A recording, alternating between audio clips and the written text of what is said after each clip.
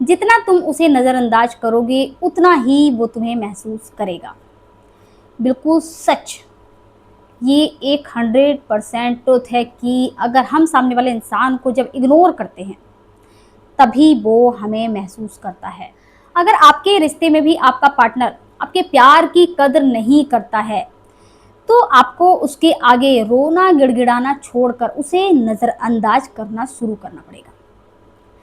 अक्सर ऐसा ही होता है कि जब हम किसी के लिए बहुत ज़्यादा एकदम इमोशनली अवेलेबल रहते हैं, उसे बहुत ज़्यादा रोते हैं, गिड़गिड़ाते हैं, तो सामने वाला इंसान को कोई कदर ही नहीं रहती है हमारे प्यार की।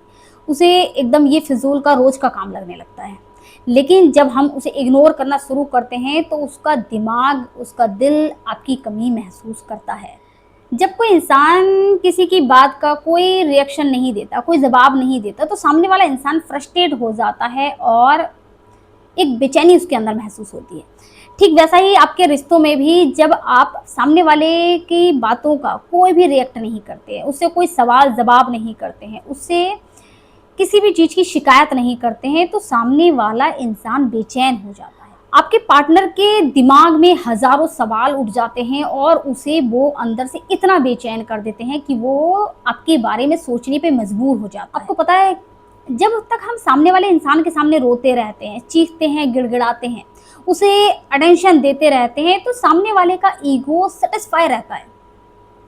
वो कोई वैल्यू नहीं करता। लेकिन जब आप अपने पार्टनर से बिना किसी शिकायत के, बिना किसी भी लड़ाई झगड़े के अपनी लाइफ में खुश रहने लगते हो, अपने आप में मगन रहने लगते हो, तब आपके पार्टनर का ईगो और एटीट्यूड टूटता है, खत्म होता है। ईगो एक ऐसी चीज़ है कि जिसको आप जितना ज़्यादा अवेलेबल रहेंगे, उसकी भूख उतनी ही बढ़ती जाती है। वो और ज़्यादा बढ़ता जाता है। आप जाकर एक बार करोगे, वो 2 बार की उम्मीद करेगा। आप जाकर 2 बार झुकोगे, वो 3 बार की उम्मीद करेगा। लेकिन अगर आप उसके बारे में सोचना ही बंद कर दो, उससे कोई शिकायत ही करना बंद कर दो, तो सामने वाले के ईगो को झटका लगना ही लगना है। वो टूट कर चकनाचूर होना ही होना है। किसको दिखाएगा जब आप देखेंगे ही नहीं तो। जब हम किसी के व्यवहार से बहुत ज़्यादा भावुक हो जाते हैं ना, तो हम इमोशनली वीक होने लगते हैं। इसलिए खुद के भावनाओं पर कंट्रोल रखिए। दूसरे के सामने ज़्यादा एक्सप्रेस ही नहीं करना है, अपनी भावनाओं को व्यक्त ही नहीं करना है। जब हम ज़्यादा किसी के सामने इमोशनली ओपन नहीं होंगे, तो कोई हमें हर्ट ही नहीं कर पाएगा। अक्सर हम हर्ट क्यों होते हैं? ऐसा ही तो होता है जब अपनी भावनाएँ दूसरे के सामने रखते हैं और सामने वाले का रिस्पॉन्स वैसा नहीं आता जैसी हम उम्मीद करते हैं। हम सोचते हैं कि हम उसके सामने अपनी भावनाओं को रखेंगे, अपनी बातों को बताएँगे तो वो हमारी बातों को समझेगा, हमें इमोशनली अपना सपोर्ट देगा। उसके अपोज़िट होता क्या है कि हम उसे अपनी बातें बताते हैं और वो कहता है, "क्या रोज़-रोज़ का ड्रामा है तुम्हारा?" जब ये बात हमें सुनने को मिलती है, तो फिर हम वहाँ बहुत दुखी हो जाते हैं। क्योंकि हम उम्मीद करते हैं कि जब हम अपनी भावनाएँ उसे बताएँगे, उसे शेयर करेंगे, तो वो हमारी भावनाओं को समझेगा, हमारे बारे में सोचेगा कि हाँ, वो मेरे बिना परेशान है, मुझे उसका साथ देना चाहिए। लेकिन इसके अपोज़िट होता क्या है कि हम सोचते कुछ है, मिलता कुछ और है, जिससे हम इमोशनली बहुत वीक हो जाते हैं। फिर वही होता है अकेले में रोना, वही। इससे अच्छा है कि अपनी भावनाओं को अपने कंट्रोल में रखिए। किसी के सामने अपनी भावनाएँ शेयर नहीं करनी है, क्योंकि आपकी भावनाएँ, आपकी जो फीलिंग्स है ना, वो दूसरे वाले के लिए एक मज़ाक होती हैं।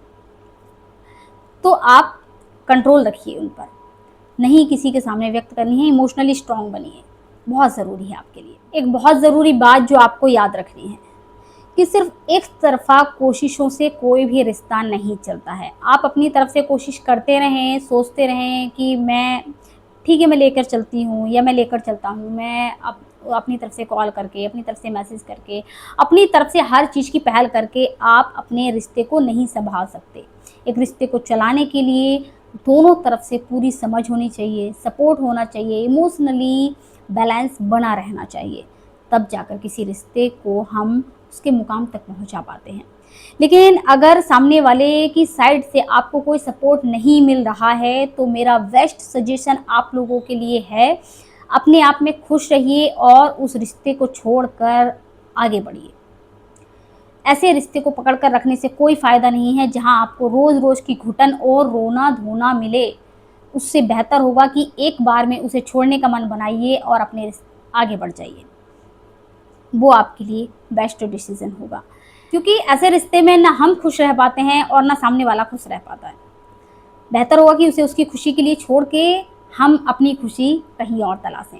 कहीं और तलाशने का मतलब ये नहीं है कि आप किसी भी रिश्ते में जाकर ऐसे ही घुस जाएँ। नहीं, एक रिश्ते से निकलना ही इतना मुश्किल हो गया, आप दोबारा ऐसा करके खुद को एक और नई मुसीबत में मत डालिएगा। आप खुद को स्टेबल बनाइए, अपने पैरों पे खड़ा कीजिए, अपने ऊपर वर्क कीजिए, अपने आप को इस लायक बनाइए कि आपके पीछे लोग आएँ, आपको किसी के पीछे जाना ना पड़े। और ऐसा होता है, जब हम अपने आप पे फ़ोकस करते हैं ना, अपनी एनर्जी हाई लेवल पर लेकर जाते हैं, बहुत लोग पीछे आते हैं, रियली। तो आप अपने आप पर फ़ोकस कीजिए, अपने करियर को बहुत स्पेशली मैं कहूँगी कि अपने करियर को ध्यान में रखिए। रिश्ते तो आते जाते रहते हैं, लोग तो आते जाते रहते हैं, लेकिन जो आपका करियर है, वो आपकी सबसे बड़ी स्ट्रेंथ है। कोशिश कीजिए कि आप कहीं स्टेबल हो जाएँ, जिसके बाद आपको किसी के ऊपर डिपेंड ना रहना पड़े, जिसके बाद आपको किसी से पैसों की भीख ना माँगनी पड़े, आप अपने खर्चे खुद कर सकें।